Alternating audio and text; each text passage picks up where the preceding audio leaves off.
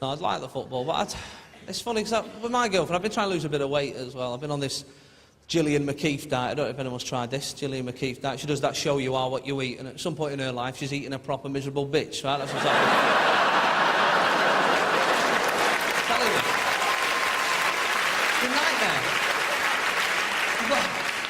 I've been doing it for a while, right, and I've lost a bit, like, but it's hard work. It's hard work because you've got to watch a programme and go through her books and stuff like that. And you know what she does in this show, right? She decides what you should be eating. Does anyone know what else she does? She looks at your poo, that's right, she looks at your poo, which is disgusting, right? And I've got one of them HD tellies as well, and that's not the show to watch it. I do not want that in surround sound, right? She said to this poor bloke, she went, "I'm afraid, John, I've been going through your poo." She said a Tupperware box, not just in her hand, right? She said... It's a different show. She says, "I've been going through your poo, and it absolutely stinks." And I sat back on my couch, I thought to myself, out of the two of them, who needs to reassess their lives? Wrong that, innit? I don't know. Have you ever nearly killed anyone? Good, that's the right answer. When I was at university, I nearly killed my best friend, right? And it's funny, honestly, do it, right? If you ever do it, make sure it's a friend, right? And I was at university in Manchester, I was doing drama. Not a course that's going to take off in the Northwest, to be honest. Trying to do Shakespeare in second year. Is this a dagger I see before me? Yeah, give me your trainers. You know, that's hard. That's hard to get through, to be honest with you, right? First 6 weeks of drama, right, what they do is teach you how to breathe properly. That's what they say. So we'll teach you how to breathe first, Jason, then we'll pop you in a play. I said, well, I'm all right at breathing, to be honest, like, you know.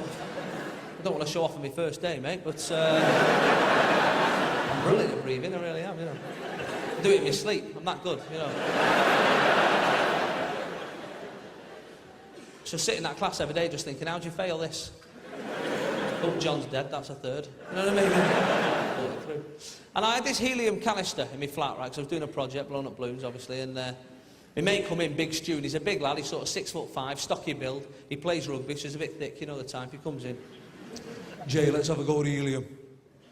I said, all right, you can have the one go, right. Now, I've been putting it in balloons and sucking out of balloons, but he went straight for the pressurised canister. And when you're mates and you're lads and you can see your friends in danger, you say nothing, right? Because you can see this story opening up in front of you and think, I'm going to say nothing, I'm going to dine out on this, right?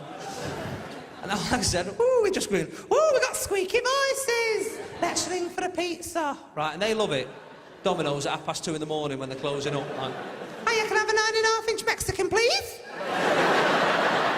You shit yourself when he turns up, but it's funny for a bit, like, right?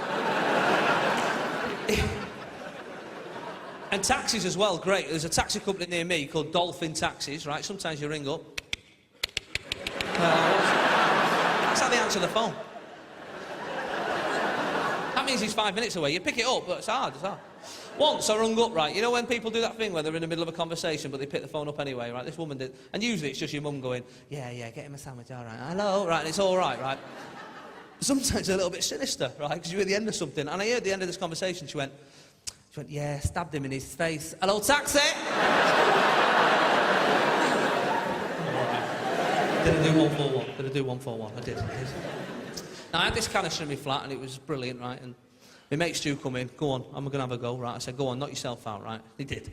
He put his mouth on the nozzle, pressed the button, and it blew up in his face, right? He flew right across the room, right? It was a student flat, he didn't fly far, right? He's on the floor.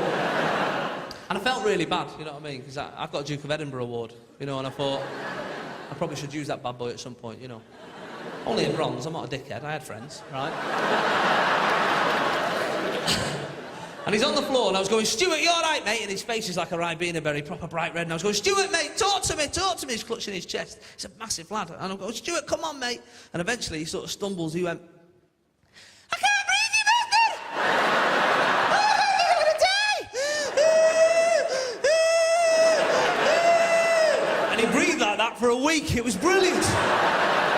Even the ambulance men were laughing. It was a right laugh. The best game of rugby I've ever seen in my life, it was. "Pass it me!" Yeah, all right, yeah, that's going to happen. Before I go, I'll just tell you, I want to recommend something to you, right? And it is the sat-nav, right? Now, some of you will have one already. Who's got a sat-nav already? Right, if you've got one, do this. You can start downloading celebrity voices, right? And it, honestly, it never gets boring, right? It really is brilliant. I mean, there's some of them you can actually put your own voice on, right? My girlfriend went, oh, I'll record you one. I was like, I don't think so. That's all I need, you going, it was that last left. No, well. I've got Mr. T on mine, right?